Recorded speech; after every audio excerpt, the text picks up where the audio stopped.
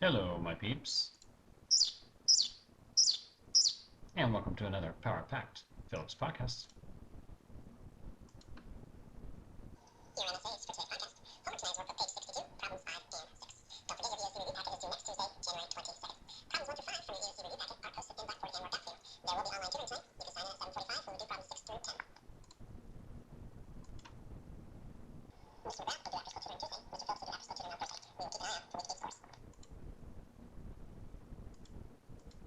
Today's podcast is going to be on lesson 6.4, solving compound inequalities. If you would, please write down lesson 6.4, solving compound inequalities.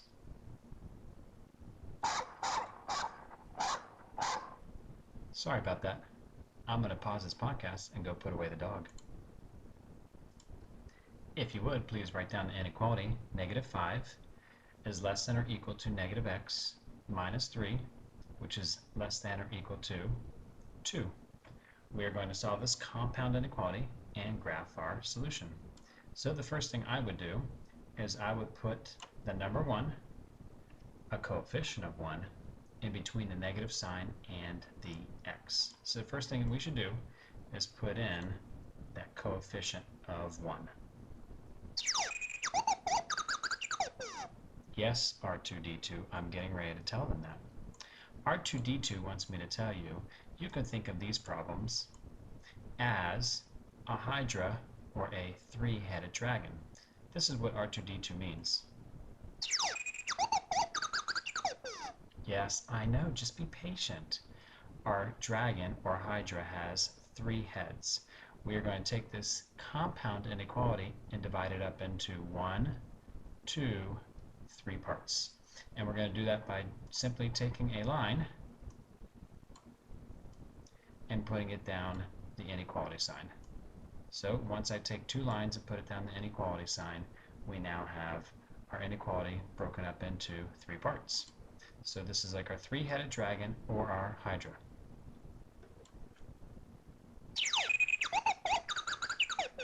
Yes, R2D2 wants me to remind you, we're going to solve this inequality just like it was an equation.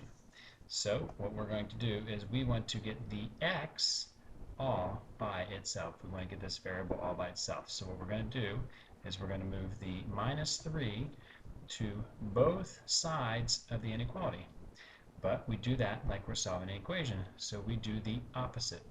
The opposite of subtracting 3 would be to add 3.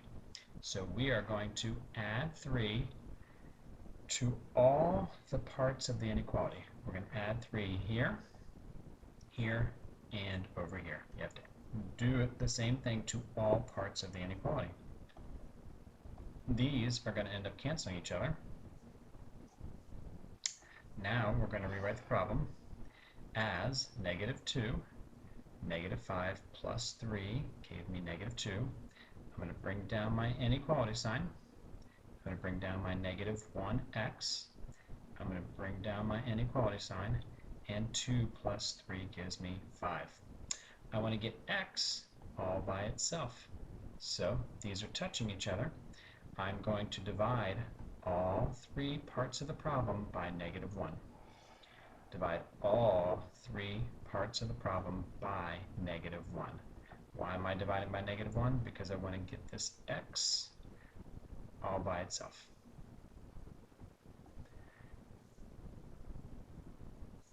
A -2 divided by a -1 is going to give me +2. A negative divided by negative is a positive. These -1s will cancel each other, so I'm just left with x. Now I have 5 divided by -1. 5 divided by -1 is going to give me -5. But don't forget that that alarm clock should be going off in your head. The alarm clock in your head is reminding you that you need to flip both of the inequalities because we divided by a negative number. We need to flip both the inequalities because we divided by a negative number. So I'm going to take this inequality out, and I'm going to flip it. There we go. I'm going to take this inequality out, and I'm going to, whoops, wrong one. There we go. Just channeling my inner Packers there for a second. And I'm going to flip the inequality. Remember, you flip the inequalities because you divide it by a negative number.